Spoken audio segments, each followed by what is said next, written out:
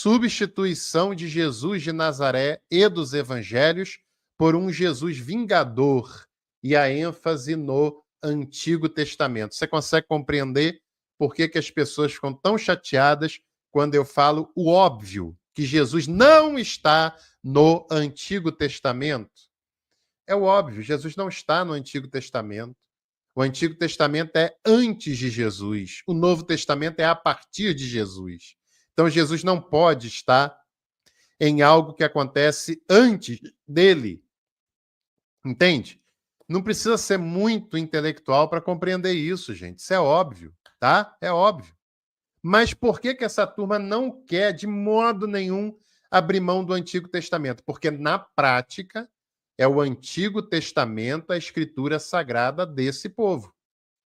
É o Antigo Testamento, lido de maneira triunfalista, lido de maneira literal, lida de maneira a interpretar Deus como vingador, como Deus das batalhas, como Deus da guerra, como Deus que vence os inimigos, porque essa é a lógica da teologia do domínio. Você só consegue dominar se você vencer os seus inimigos.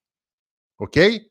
Então, isso é muito importante. E como é que você vai basear a dominação em Jesus de Nazaré e no Evangelho? É impossível. É impossível. Faça o teste, faça o teste. Frequente lá 10 igrejas, 10 cultos, e veja quantas das pregações são baseadas no Antigo Testamento e no Novo Testamento. Faz esse teste, faz esse teste. A maioria dos pregadores só pregam sobre o Antigo Testamento, porque, primeiro, eles não conhecem o Evangelho, eles ignoram o Evangelho, eles rejeitam o Evangelho, eles têm asco do Evangelho, eles não se identificam com o que o Evangelho defende, que é o cuidado com o pobre, o cuidado com o necessitado, o cuidado com as viúvas, o cuidado com os enfermos, se opor às estruturas de poder, sejam políticas ou religiosas, que oprimem, que enriquecem em nome da pobreza alheia, que esfolam a viúva e o necessitado com pretextos religiosos, como Jesus disse. Ai de vós, fariseus hipócritas, vocês estão no meio do caminho, né? Nem entram e nem deixam os outros entrarem. Prostitutas e publicanos, que eram por eles considerados pecadores da pior qualidade, estão na frente de vocês para entrar no reino de Deus. Você entende? Eles rejeitam o Jesus de Nazaré, que é um Deus fraco, é um Deus esvaziado, que se faz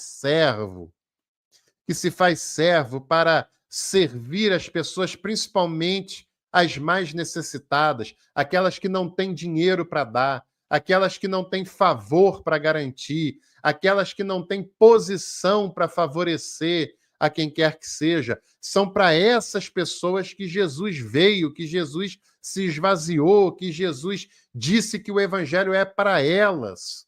Quando pediram um sinal para Jesus, Jesus falou o seguinte, vai lá para João Batista e diz para eles o que vocês estão vendo.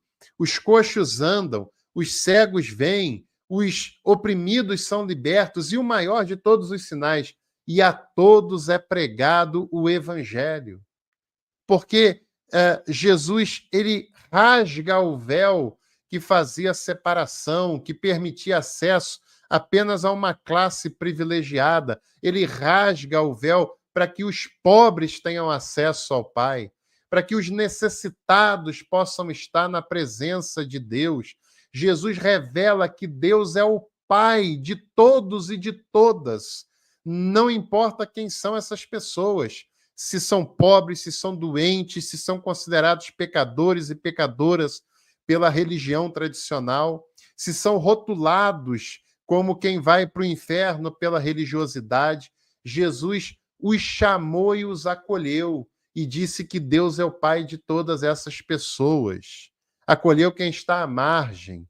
Por isso, essa pregação do Evangelho e de Jesus de Nazaré, do Deus que se faz servo, que se esvazia, que é pequeno, que é solidário e não todo-poderoso, essa pregação não encaixa na teologia do domínio, não encaixa na teologia da prosperidade, não encaixa no triunfalismo que dominou grande parte, a grande maioria das igrejas evangélicas, pentecostais, neopentecostais do Brasil. Não encaixa nisso. A Petra faz um questionamento: como é que pode pessoas que se dizem cristãs demonstrar tão pouca falta de empatia?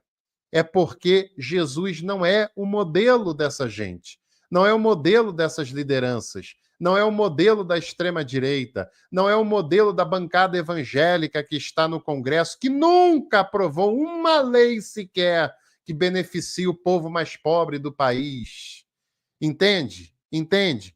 Essas igrejas que desprezaram a natureza do movimento pentecostal na sua origem, porque o William Seymour, o pai do pentecostalismo lá da Rua Azusa, ele dizia, era um homem preto, era um homem pobre, era um sapateiro, filho de escravizados, que nunca enriqueceu com a prática do seu ministério num lugar que ficava lotado de gente 3 vezes por dia, todo dia da semana. Ele poderia ficar podre de rico e morreu pobre como um sapateiro.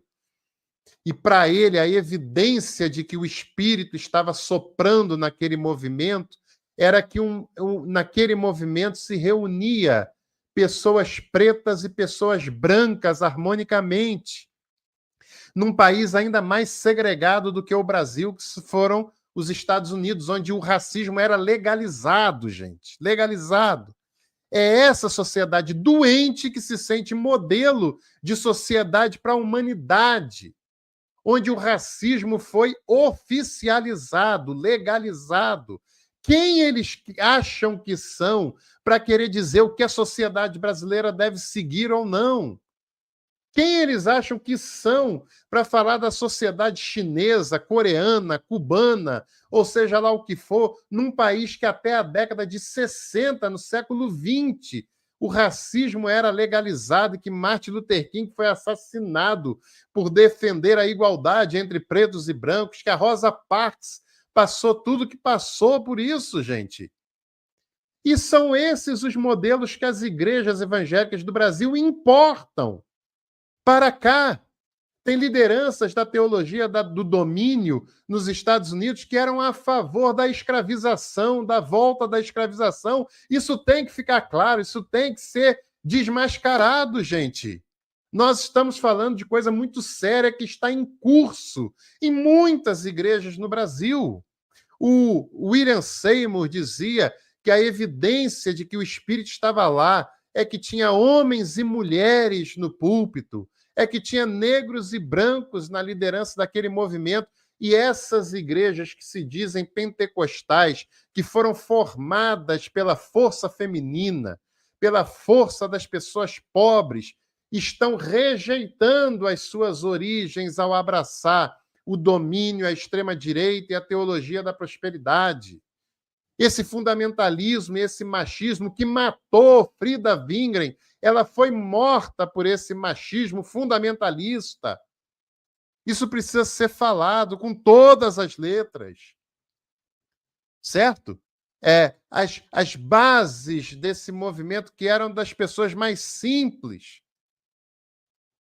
E hoje essas pessoas estão alinhadas a líderes muito ricos e poderosos, tendo cada vez mais influência na política nacional. E essas pessoas também precisam acordar e dizer um basta para essas anomalias, cara. Você entende? Jesus de Nazaré não está nesses ambientes. Esses ambientes fazem com Jesus de Nazaré o que a igreja de Laodiceia fez com ele. Leia o Apocalipse capítulo 3, a igreja de Laodiceia, onde Jesus diz assim, ó, eis que eu estou à porta e bato. Por que ele está à porta batendo? É porque essa igreja trancou a porta com Jesus para fora.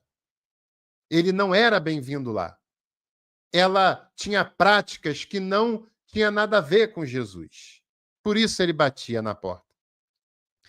grande parte das igrejas evangélicas, pentecostais, neopentecostais do Brasil de hoje botaram Jesus para fora e ele não tem acesso a esse lugar. E você está tentando procurar alguém num lugar em que ele não está, em que ele não é bem-vindo, em que ele não é aceito, em que a porta está trancada para ele. E não se engane achando que porque um culto, uma reunião começou com uma oração, começou com uma leitura bíblica, que uma pregação começa com um texto bíblico, que é cristã só por causa disso. Não faz sentido, não tem o menor porquê, né?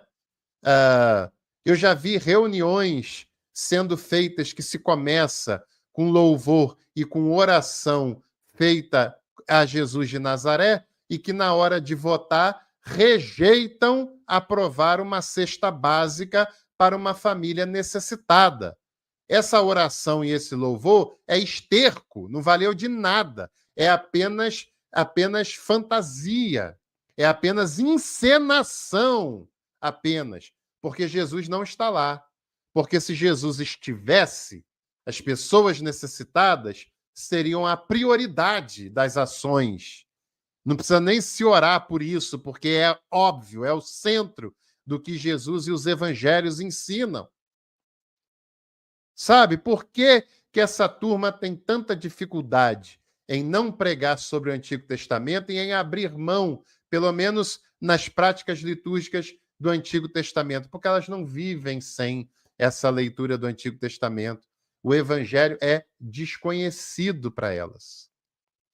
E aí, gostou do corte que você acabou de assistir? Então não se esqueça de deixar a sua curtida, de se inscrever no canal e aproveite também para visitar a descrição desse vídeo, porque lá tem um material muito rico que certamente vai te interessar.